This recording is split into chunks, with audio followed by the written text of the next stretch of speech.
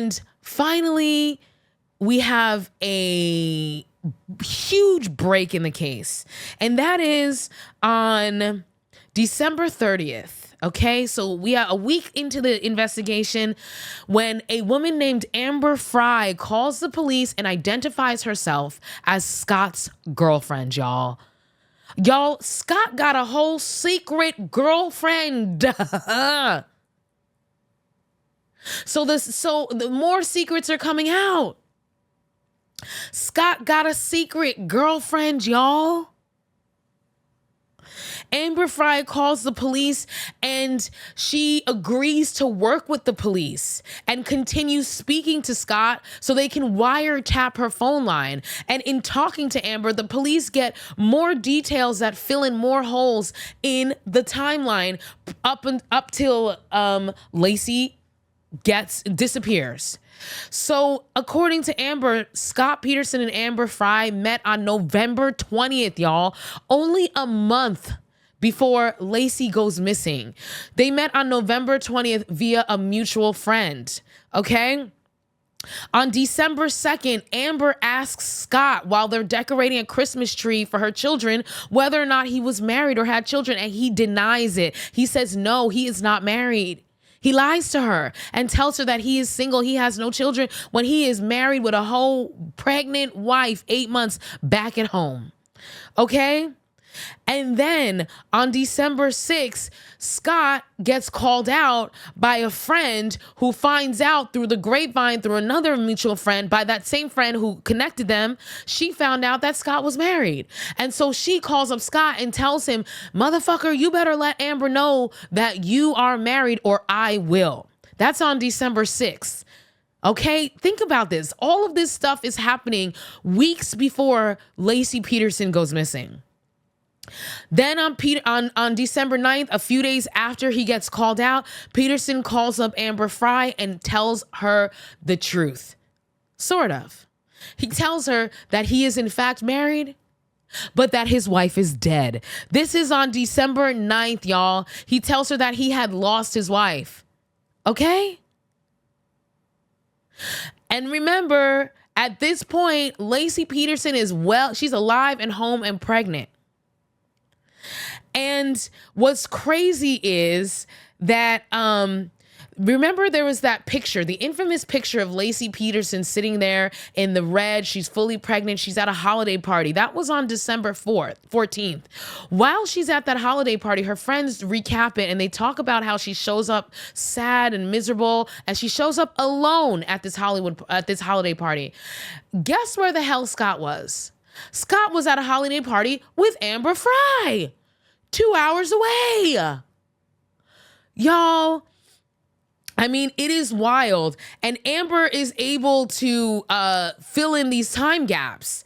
And then after Laci Peterson goes missing, Amber Frey finds out that she goes missing around the 29th, and she gets a call from her friend telling her about Laci Peterson. So now, in her mind, this dead wife suddenly is not dead. Suddenly, she's alive and she's missing. And that is when Amber Frey calls the police. She calls the police again a second time on December 30th, and that is when she agrees to work with the police and wiretap the police. And what's so crazy is that she continues talking to Scott, and Scott lies to Amber and tells her that he's traveling with his family for the holidays. He still thinks that she thinks that his wife is dead. He hasn't told her anything about her being missing, and he says that she's traveling for the holidays, and that he's traveling for the holidays, and he calls Amber Frey up and tells her that he's calling her from the Eiffel Tower because he's in Paris with his family, when in reality, he was calling her on New Year's Eve from a candlelight vigil for Laci Peterson, y'all. Can you believe that mess? Can you believe that? And of course, at this time, Amber knows because she's working with the police. And he finds it, and finally on January 6th, Scott Peterson calls and tells Amber the truth. Tells Amber the truth. Can you freaking believe that, y'all? And so obviously this blows up the whole entire investigation, and everything shifts from it being a missing person investigation to now a full-on homicide. Laci's family publicly stopped supporting Scott Peterson. Amber Frey does her infamous press conference where she tells people her story, her side of the story. And Scott finally, suddenly decides that he wants to start talking to the media. Suddenly, after all of this time, he starts talking to the media, and he has all of these disastrous interviews. One, of course, is the one where he's asked, "What do you love about Laci?" And he has a hard time responding. And his response is something to the effect of, "All you got to do is look at her photo and see that smile." Also, quote, "us being able to complete each other." Like, it was just so weird. And y'all, finally, they go out there and they start looking for Laci's body in the Berkeley Marina, which y'all should have did that from day freaking one. We always are told that it's the spouse. It's always the spouse that you gotta look at. And this spouse told you he went fishing in the marina, and it took you all that time to finally get out there. So when all this comes out about Amber Frey, now they go out there to the marina and they put a tracking device on Scott. While they're searching the marina, Scott came out over a couple days to mind you, 90 miles away from where he lives, to check on them, to see what was going on in the marina. Sus, more red flags, okay? And then finally, on April 14th, 2003, they find a torso of a woman and a male fetus in Berkeley Marina. They DNA test it, and it sure enough turns out to be Laci Peterson and their unborn child, Connor Peterson. So they go and they arrest Scott. They find him in San Diego, where his family lives, but also conspicuously close to the Mexican border. He's got over $15,000 in cash, 4 cell phones, a shovel, rope, cooking grill, credit cards, multiple credit cards, among other things on him when they find him.